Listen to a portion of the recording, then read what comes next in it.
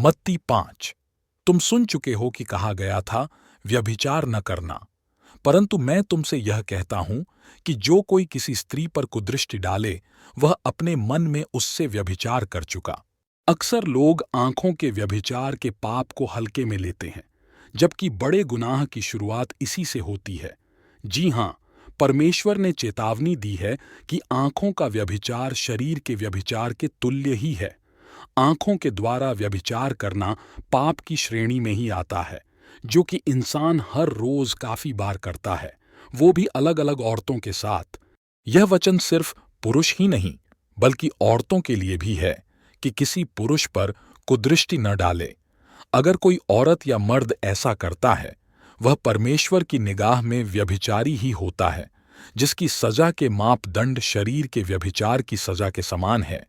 परमेश्वर आंख और शरीर के व्यभिचार दोनों तरह के पाप का हिसाब मनुष्य से लेगा, इसलिए कि व्यभिचार के पाप में हम न गिरे। हमें आंखों के द्वारा व्यभिचार न करने की चेतावनी वचन में दी गई है, ताकि हम दोनों तरह के पाप से बच सके। और इस पाप से बचना मुश्किल लगता जरूर है, पर उतना मुश्किल है नहीं। खुदा से प्रेम करने वाले इस पाप से दूर ही रहते हैं, जैसे यूसुफ ने भी भागकर खुद को व्यभिचार के पाप से बचाया। जैसे राजाओं 15 में लिखा है, दाऊद दोबारा व्यभिचार के पाप में नहीं गिरा। और अय्यूब ने कहा कि उसने आंखों के व्यभिचार से बचने के लिए आंखों के साथ वाचा बांधी थी।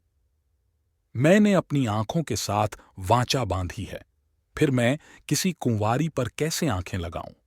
लिखा है मत्ती 5:8 में, धन्य हैं वे जिनके मन शुद्ध हैं, क्योंकि वे परमेश्वर को देखेंगे।